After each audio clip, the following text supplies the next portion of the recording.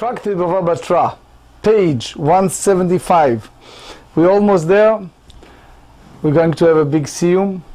The rabbi here of the Persian community in Long Island invited us, Rabbi Mordechai, to do the siyum on Motzei Shabbat, on Saturday night, with his entire community. So they asked me to do the siyum in the middle of the night with a very beautiful crowd of devoted people who dedicate the night to study and to complete not only Tractate Bava Batra but the three Bavot. It's a big zchut for me, and Ma Shiv La Hashem Kol Tagmuloi Alai. How can I thank God for all the goodness that He bestowed upon me and you, those who are here physically and those who are here either watching us or here with us in spirit. What are we going to discuss today? Page 175, since we're getting close to the end of the tractate, dealing with a lot of halachot that has a lot of personal application to our lives. We're going to discuss the subject of shi'abud nechasim, meaning when someone, Reuven, lent money to Shimon, he lended money to Shimon in a sense of giving him the land, the money, in exchange of lien against his property. That's a simple situation. But what happened if it was an oral agreement? Does the Torah gives the lender the right to access to the borrower estate if in case of non-payment, or it's a rabbinic enactment? How do you interpret the Torah law when it's come to this type of conflict between a shaking hand verbal agreement and a written some type of documentation between two parties? Furthermore, we are going to speak about cases of people who lend money, but they are concerned. They're afraid that as a lending, either private lending or public lending institution, they're afraid that people take advantage of them, such as people, you never know when person is no longer among the living. They can go after the heir, the children, the inheritors, and collect the fund that was borrowed from them, especially if it was in those days by utterance of word, by shaking hands, by this type of lending institution that doesn't have the formal documentation we have today. And yes, even today people lending money to other people by all kind of agreements, verbal agreement and more, and it happens. And one of the concern is, can we go after the children in case the person is no longer among the living? So in general we have this beautiful Mishnah that tells us, if someone wants to be wise and to understand the depth not only of the blueprints of life, the Torah, but just to get his brain sharp, he should deal with this conflict resolution when it's come to a monetary disputation. So we're going to deal with that as well. So here, the first subject, we are on page 174b, 5 lines from the bottom of the page. Amar Rav Huna, Shchiv Mera. Someone is in a deathbed. He is about to die. Shehigdish kol nechasav. That he basically consecrated his estate. Trace a situation, the person has $1 million. House, car. And he decided just before he passed away to give it to the synagogue, yeshiva, religious institution, hospital, whatever it is, but something that in those days it was for the Holy Temple, but he consecrated his estate. Now the thing is, the Yad Ramah explained to us that the next statement didn't happen at the time of the consecration, happened later, or even much later. Ve'amar maneh lefloni biyadi. Then he made a statement, you know, out of my $1 million, I owe Mr. So-and-so 100,000. I want you to separate from this money I gave to this consecration for example, those days the temple, and nowadays, let's say yeshiva, and I want to give it to Mr. So-and-so. So here, the problem is, if it was while he was speaking, simple. You cut it, the Hekdesh put aside for that entity, and it's fine. When he did it later, we ask, is that okay? Is that correct to take from money that is holy in a way, it's sacred, it's consecrated, and give it to, so they said Ne'eman, we deem him credible. Chazaka en adam ose knunya al hekdesh. We have this type of a presumption that the person does not collude against the temple treasury. We assume, we trust him that it's real. In a way, the rabbis explain that that's very uncommon, but we assume that it's serious. The problem soon you see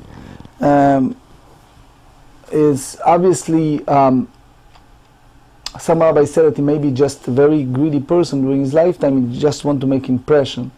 We're going to talk about it. But the Riva tells us here that this case specifically said, that's the way Ritva explained, that goes to say that only if the person eventually die, if you reverse his health situation and is now good, then the story is not applicable. Anyway, here was the challenge. Matkif la Rav Nachman. Rav Nachman challenged this view. V'chi adam oseh knunya al banav. You mean to say that a person can collude, make all kind of clandestine, surreptitious tricks against his own children? The Rav Shmuel the Amri Travaihu. This is two great rabbis that both said, Shchiv mera she'amar maneh lifnoni biyadi. Person is in a deathbed, he says, this amount of money, give it to Mr. So-and-so. So again, this is a problem because some people are really owe money, and we believe that when he said, I owe a lot of money. But there are people who have a lot of money, and they're just afraid of ayin hara, lashon hara, whatever it is. So they said, oh, I owe a lot of money, and they meant to say they're just afraid of jealousy of other people, and the truth is that other people owes him. It's like in Hebrew they said, Ani chanuk merov kesef. He has so much money that he's choking. But it happens. So therefore, amar tnu notnim, lo amar tnu en notnim. The key word is the Hebrew word tnu, give. If he said give, then we give. Otherwise, later we explain, otherwise it's not effective. Alma adam asui shelo lehasbia et banav. So the Rashbam explained that a person sometimes behave in that weird way, which is, he said this money, this amount should go to so-and-so, just in order to avoid people to think that his sons are rich or going to be rich. Or in order for people not to badmouth him that he never gave or he never gave accordingly. So, lo lehasni atzmo b'nei habriyot, doesn't want to appear unkind to others, so he behaved like that. But again, as we said, if he spell out and he said tnu, that's a different story. So again, if we concern Rabbeinu Gershon, the Ravid, Shtam Kobeseben, if he said in a way, he's afraid of evil eye and he said what he said, it's a different story. But if he used the term tnu, give, that's a total different story. We have to give. So that's a very sensitive, fine line. 175, hachaname. So here too, when a person consecrated his estate to the temple treasury, and then he claimed that he owes something to someone, Adam asui shelo lehasbia et atzmo. The idea is that the person is prone to make false statement, incorrect statement, so as not to make himself appear sated.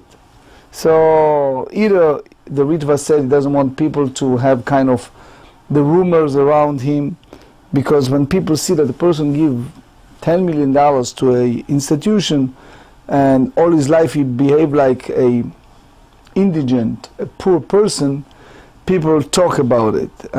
Or he's afraid that he gets better and people think that he is very wealthy. It's a few interpretations. The Meiri here. Anyway, the Gemara said, Ki ka'amar Rav Huna hatam, when the person can collect that sum of money, the nakit shtara, when a person hold promissory note, when you have this documentation, that's you have basically the corroboration of the deceased admission. That's a different story. The Meiri here, those who have time, just read the Meiri, he elaborates beautifully on this. Michlal de Rav Shmuel de lo nakit shtara. So we derive from that the statement of Rav and Shmuel, where the money is not given to the creditor unless the person on his deathbed explicitly requests that it be given, is applicable in a case where the creditor does not hold the promissory note with the admission. Amar tnu, if he spell out and said give, notnim. But he said milve al pe hava. It's only type of giving by only an expression, which means the oral contract, the expression of words. Rav Shmuel de Amrei Travayu, both Rav and Shmuel said, milve al pe eino govel lo min hayushim velo min halkochot. He said, one does not collect a loan by oral contract from heir, not from purchaser who bought the land from the debtor after the loan was granted. Because the whole key is that it was rabbinic enactment. And they apply it only for something that has a written contract but not oral agreement. אלא אמר רב נחמן, אידי ואידי דנקית שטרה ולא קשיא, הדים קוים, הדלא מקוים.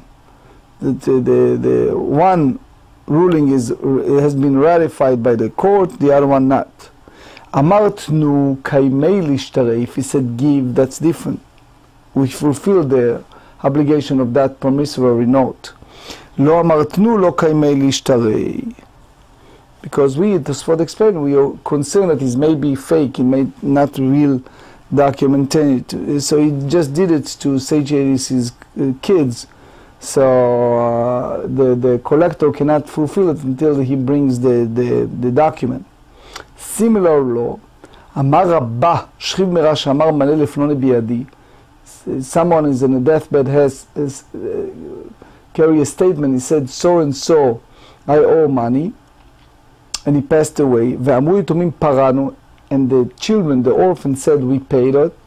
נאמנים, we trust them. תנו מנה לפלוני, ואמרו יתומים פרענו, אין נאמנים.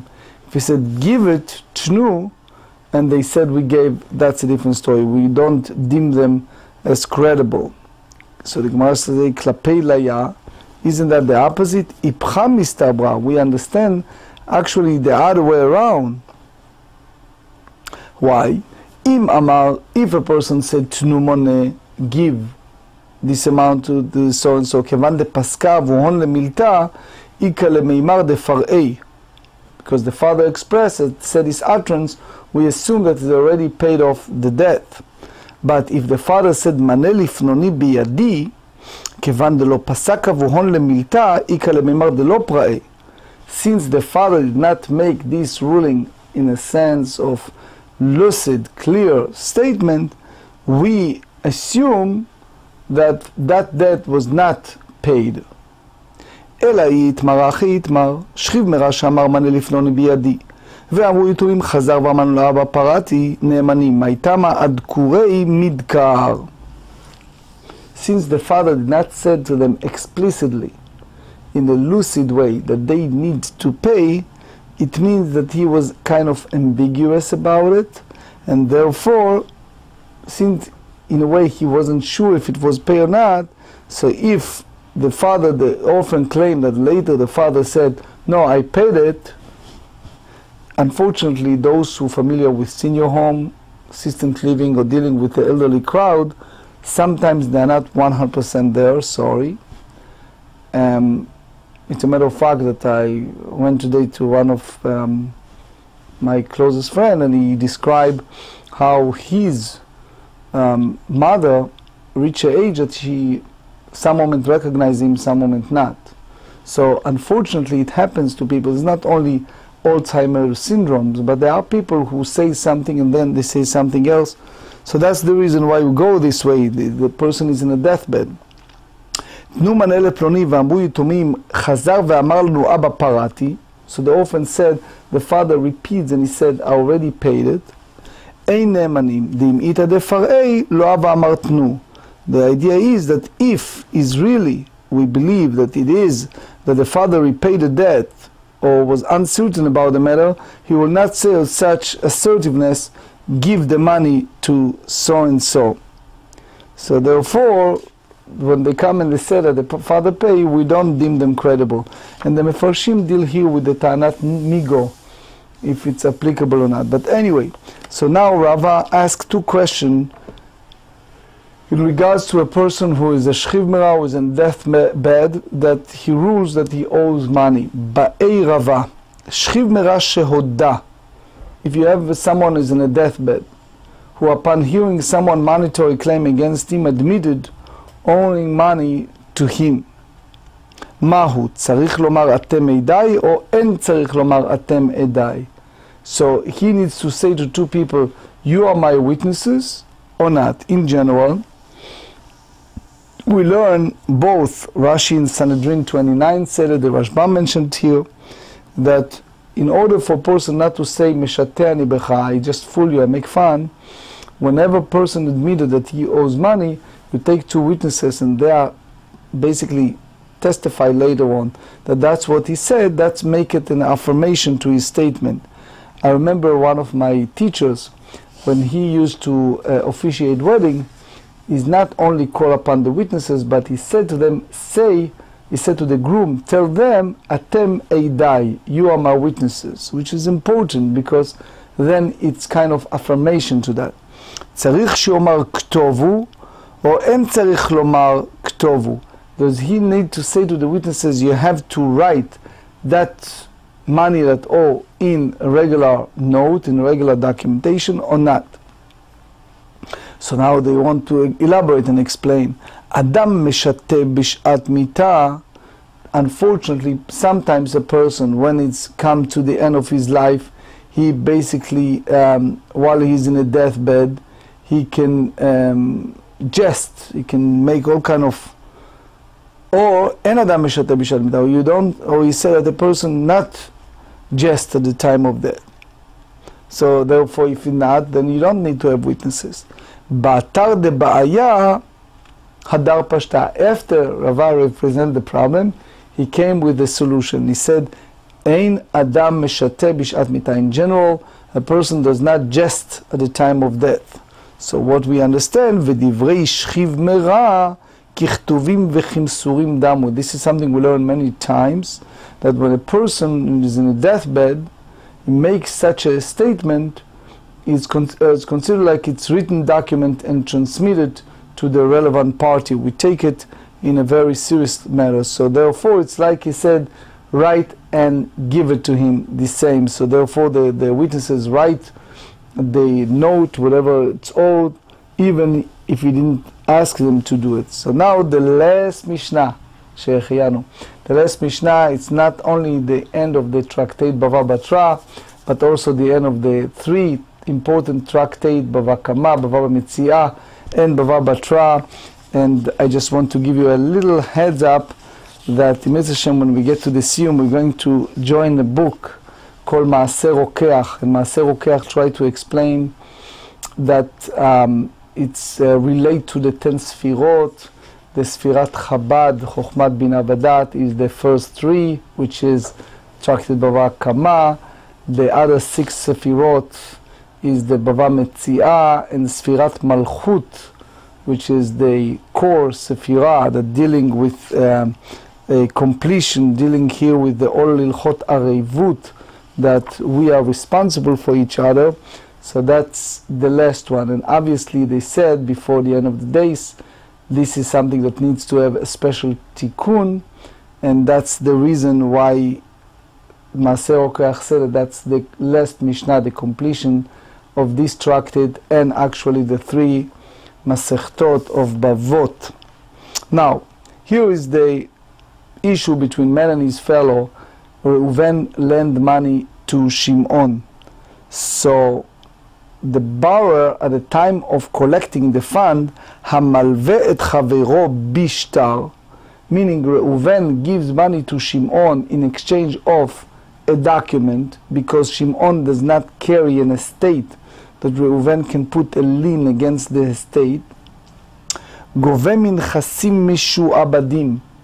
If he need later on to collect the fund, even the borrower did not put a lien clearly, either because all kind of reason, doesn't know, doesn't want, whatever it is, the moment that you have a date on that document, any found estate the borrower had at that time is basic, even if he later on sell this estate. Let's say Shimon took from Reuven $200,000, and at that time he claimed that he doesn't have an estate, or didn't express that he have an estate, and a month later he sold it, and the time to pay it off is 3 months later.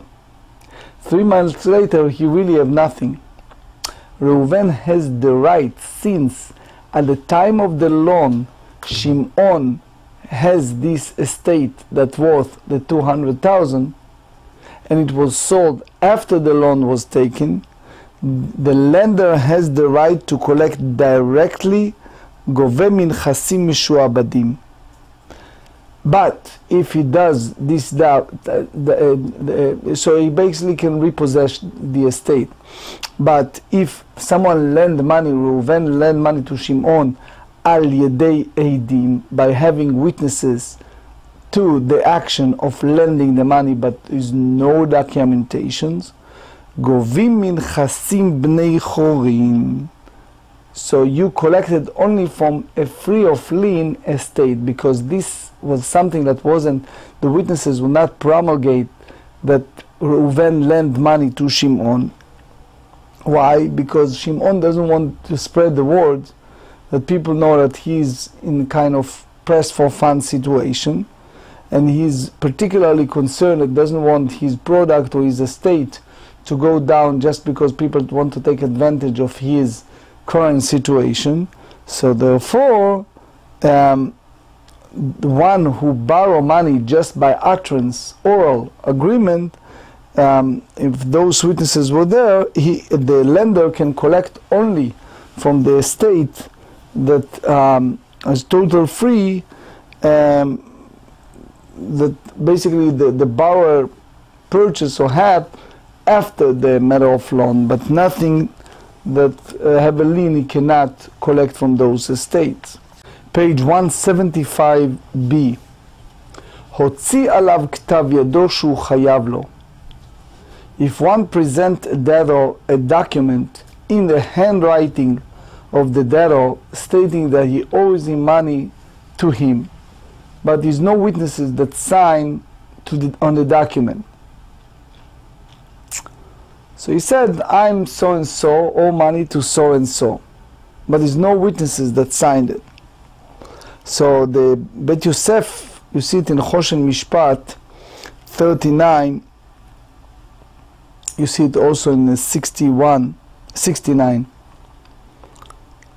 He said, if one lends money in the presence of witnesses, or if the debtor admit on owing money to a creditor in the presence of witnesses, but the debt is not recorded on a promissory note, this is a loan by oral contract, and it cannot be collected from property sold by the debtor to others subsequent to the loan or admission. That's also the Rambam, Ilchot Milveh Veloveh. So the Bala Trumot and the Meiri explains that since it's written in his hand, I'm so and so, owe money to so and so, and you don't have a witnesses that sign on that document, so that's the problem. The gove minchasim b'nei chorim, so he can collect from the unsold estate. ערב היוצא לאחר חיתום שטרות, a guarantor whose commitment emerged after the signing of the promissory note. גובה מנכסים בני חורים, the creditor can collect the sum only from unsold property of the guarantor. מעשה הובא לפני רבי ישמעאל ואמר גובה מנכסים בני חורים. אמר לו בן ננס, the lender אינו גובה from the guarantor at all, לא מנכסים משועבדים ולא מנכסים בני חורים, neither from a lien property, not from a free property, unsold property. אמר לו רבי ישמעאל said to בן ננס, למה? Why you rule that way? אמר לו, הרי החונק את אחד בשוק. If someone, just as an example, one is struggling someone in the marketplace, struggling is just an example, strangling, it's not necessarily the case, it's just example. So the borrower gets shocked by the other guy. Nimukei Yosef said from Rabbi Gaon, is just hold him very strongly. You see a third guy, you see these people fighting, and you see the guy, the lender, holding and strangling the other guy. So he said, Hanach lo v'ani ten lecha. He says, leave him alone and I'll pay you what he owes you. Patu, so the guarantor is free from paying that debt. Why? Shelo al emunato hilvahu. That the reason that it was land, the commitment of the guarantor, according to Ben Anas, only if the giving of the loan was because of he was guarantor. But here you just saw people fighting, he tried to make peace. It wasn't real a commitment. It's not in a sense physical commitment. Ela. So he said, give me a case. I'm going to tell you a case that the guarantor has the obligation to pay off a debt, to pay off the loan. If the guarantor said before, listen carefully, before giving the loan, he said, Halvehu. So let's use the name. David said to Reuven, give money to Shimon before he gave money. He says, give him 300,000. Vani noten lach. If Shimon will not pay you, I'll pay you. That's a total different story. Chayav sheken al emunato hilvahu. Because here is a total different case. He gave him because he trusted him. So let's understand it clearly again. In order for the Arev, for the guarantor, sheyeh chayav mamash, that he is really obligated to pay, he needs to be his siba, his the reason for giving the loan. Meaning, Reuven will not give the money to Shimon if David did not interfere and said, I am responsible if Shimon will not pay you back. Why? Because if you tell me that the lender already agreed to give it, Reuven agreed to give it to Shimon without the guarantor, so the guarantor gets in just because he saw people fighting or whatever it is. He can come to court and say, look, I did it because I want to give the Shimon, the borrower, some extra time to pay it off. I saw people fighting and the guy is strangling him, etc. So I want to give him a chance, maybe a couple of weeks or whatever it is, to pay it off. But we have to differentiate between guarantor that commit himself in advance for the whole structure of the loan versus a guarantor that came in just because he sees some circumstance out in the shuk, in the market. Anyway, here Rabbi Ishmael came in and he praised Ben Anas for all of his wisdom. ואמר רבי ישמעאל, הרוצה שיחכים, יעסוק בדיני ממונות. He says, if a person wants to become shrewd, wise, he should engage in study of monetary laws. Why? The Rashi in Brachot 63 said that it's deep. שאין לך מקצוע בתורה יותר מהן. So there is no a greater discipline and study and amelioration of the brain in the Torah than this. שהן כמעיין הנובע. So usually the Tiferes said it's most of the Torah, you just accept it. It's here. Here you're allowed to dig in and dig in and dig in and get smarter and smarter in a sense. והרוצה שיעסוק בדיני ממונות, if someone really wants to engage in the law, which is understand all the nuances, ישמש את שמעון בן ננס. He should serve, he should be attendant, he should be a disciple of the great Shimon ben Nanas, that Rashi in Shabbat 13b said that he was so smart that he was not only attendants of the big Torah scholars, but he knew all the different nuances and tricks and more when it's come to monetary issues. So first we have to remember that they use the word dinei mamonot. They didn't say that someone who's dealing with business will be smarter. Just use the term dinei mamonot. But the Gemara, by the end of Chagiga, by the end of the first parak of Chagiga, page 10, the Gemara said, Kare Rava alei de Shmuel pilpula charifta. So the Tosfot Yom Tov wrote in his book Pilpula charifta al Rosh. So he explained that the Pilpula Charifta, that's the name of also the book. He said because Chazal know that Shmuel was very well known when it's come to dinim, and we go by Shmuel because you go deeper. So therefore, it's called Pilpula Charifta. But the Panim Yafot is one of the interpretation of the Torah in Parashat Mishpatim. He said that all the other Dinei Torah we have only what we receive from Sinai. That's the Gemara in Chulin 48b that said that En medamim milta lemilta bitreifot. But when it's come to mamonot, when it's come to monetary disputation, we can compare one another. So that's the idea mikza. So the same as the Mishkan, they use, when they use the wood part, they call it mikzoa. It's like a zavit, is a corner between pieces. So the same apply to mamonot. There is always something deeper to understand. The Chatam Sofer, in his book Torah Moshe and Parashat Truma, he said that that's what the Gemara in Shabbat 31 said, והיה אמונת איתך חוסן ישועות חוכמה ודעת. חוכמה it's קודשים, all of this is a 6 madregot, is a 6 levels, one after the other. So therefore someone who learn Nezikin, so he reach the Chokhmah, which is Kodashim. And the Kedusha is a special way to get to Tod Dinei Mamonot, because you understand toward the monetary disputation how the Ashgacha Pratit, how the divine providence involved in every Alilot Bnei Adam u'machshevotehem, the way that people think, the way people act, people behave. We said, B'shlosha dvarim Adam nikar, the Rabbi said, Bekoso, bekiso, bekaso, kiso, meaning when it's come to people behavior, the money.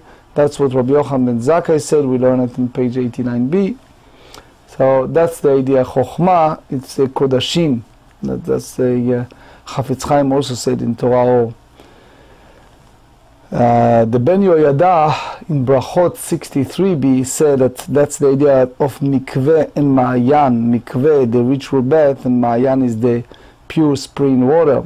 The main mikveh, it's tlushim.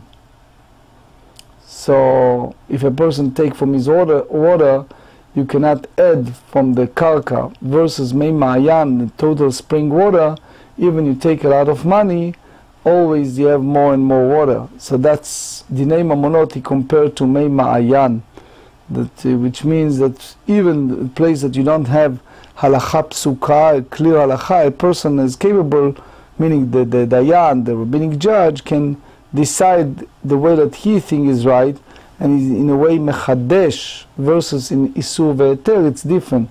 He cannot add anything. So when it's a safek isur, you go le'achmir, because it's not a psak, but it's usually if you have chisaron idiyah, if you're not sure, so you go lechumra, because we cannot do mida'atenu le'akel versus dinei mamonot.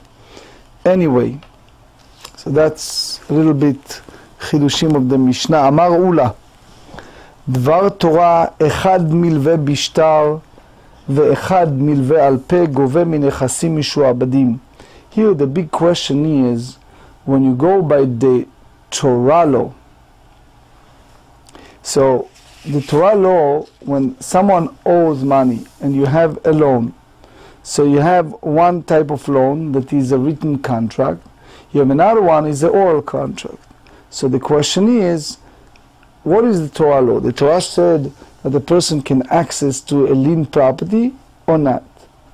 Maitama shi'abu da deoraita, which means the Torah imposed upon the borrower to pay off, or meaning against his estate or not.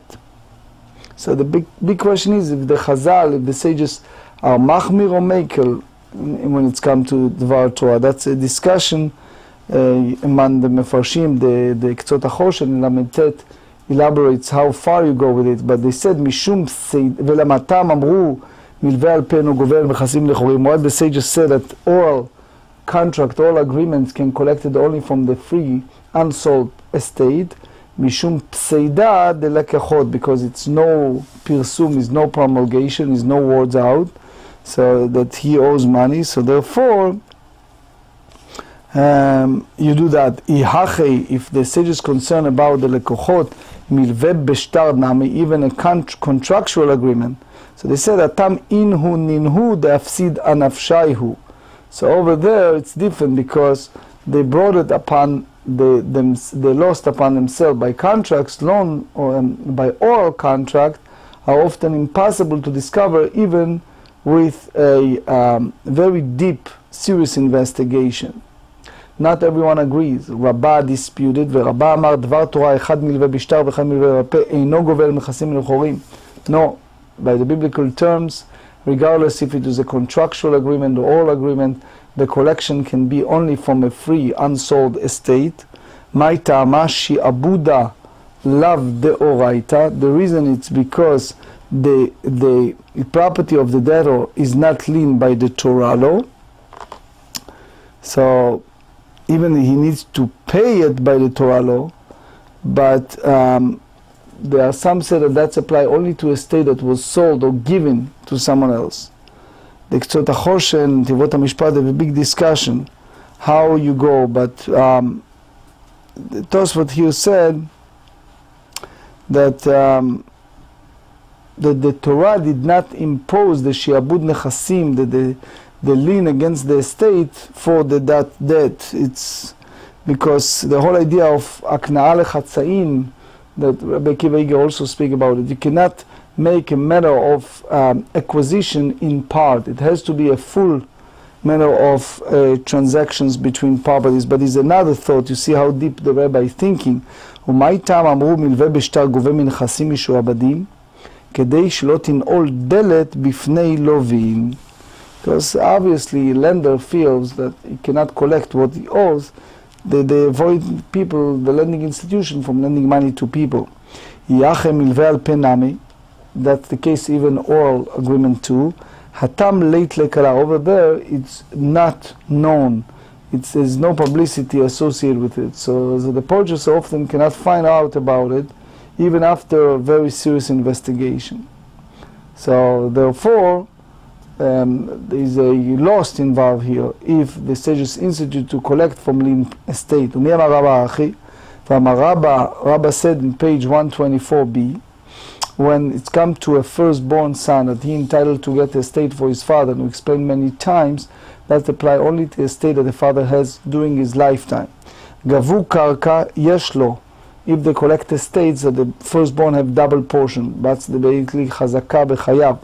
Gavu maot, if it's a movable property like cash, like money, ein lo, he doesn't have a double portion. And as we said, that all of that applies only when the borrower paid off his estate from real estate, but not from moving properties. Because, as we said, the firstborn collected from his father only what the father have before he passed away. That's the Gemarrah in Bava Batra 124b, but not estate that came afterward. V'chi teima ipuch de rabba le'ula u'de'ula le'rabba. Maybe you reverse the view. Ve'amar ula dvar Torah ba'al chov dinei beziburit. Ula said that when it's come to one who owes, he needs to pay by the law inferior estate.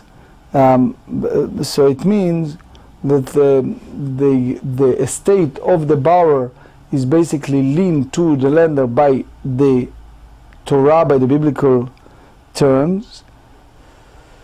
So they said, Amar Rabba Tama Divnei Ma'arava Kama. Rava speak when you talk about the firstborn right. He explained the view of people in Eretz Yisrael. Velei lo svira lei, but he himself hold that shi'abuda lav deoraita, that it's not biblical. So even there is a collection of estate from those orphans, they collected from the borrower, so the firstborn doesn't collect double portion. It reminds me, one of my dearest friends, Rabbi Gershon Kitzis, once we studied, so he told me, I'm back 25 years ago. He's the one who did for Rav Steinsaltz the Talmud, but anyway, great man. So Rabbi Kitzis told me a story about the late Rabbi Moshe Feinstein, Zecher Tzadik Livracha. So he said that once someone came and asked Rabbi Moshe Feinstein about using the soap on Shabbat, the colorful soap on Shabbat. So sometimes when you use those soap, it changed the color, right? Especially hard soap, but also a soft one. They sometimes those chemicals, they carry colors. So they said that he rules for others that they can use it, but Libnei Beito, to his own household, he rules not to do it. Anyway, Rav Shmuel da Amrei Travaihu, so it happens. So they rule one thing, but for themselves is different. Rav Shmuel da Amrei Travaihu, מלווה על פנו גובה לא מן היורשים ולא מן הלקוחות. מה היא טעמה שיעבוד עליו דאורייתא? אוקיי. רבי יוחנן ורבי שמעון בן לקיש דאמרי רביו, מלווה על פה גובה בין היורשים ובין הלקוחות, מה היא טעמה שיעבוד הדאורייתא? מי טבעי. אך עופר בור ברשות הרבים ונפל עליו שור והרגו פטור, ולא עוד אדם שמת השור, יורשה בעל הבור חייב משלם דמי שור לבעליו. אמר רבי הילה, אמר רב כשעמד בדין והרגו קטנה, אמר רבא דבר רבא שעשאו טריפה. ואמר רב נחמן, תנא תנא מת וקברו. זאת אומרת, התם דיית ואפומה דפירה וחייבו. They basically, the judges was sitting there at the opening of the pit. So therefore, they deem him liable, because one who dug the pit paid for the damage before he died. So just a few lines from page 176. אמר רב פאפא הלכתה מלווה על פה גובה מן היורשים ולא גובה מן הלקוחות. גובה מן היורשים כדי שלא תנולד בפני לווין, as we explained earlier, that people don't lend money to other people because they're afraid they're not going to pay. Reuven give money to Shimon, and the next day, God forbid, Shimon passed away, and then he cannot collect it from his children, so he never give money, he never lend money to anybody anymore, so we don't want that to happen. ולא גובה מן לקוחות אלא כקבלה. Also, he cannot get it collect from the purchaser as a loan by oral contract. There's no publicity associated with that, so there's no publicity. So therefore, again, it's a problem that how you here I'd like to conclude with the Rashbam in Hilchot Milveh Veloveh, chapter 11. The Rashbam said, one who loans money by oral contract can collect the debt only from property that is presently in the possession of the debtor or his heir. He cannot seize property that the debtor has sold or given as a gift to others subsequent to the loan, in associate of Papa statement here, and you see also in Shulchan Aruch Choshen Mishpat 39.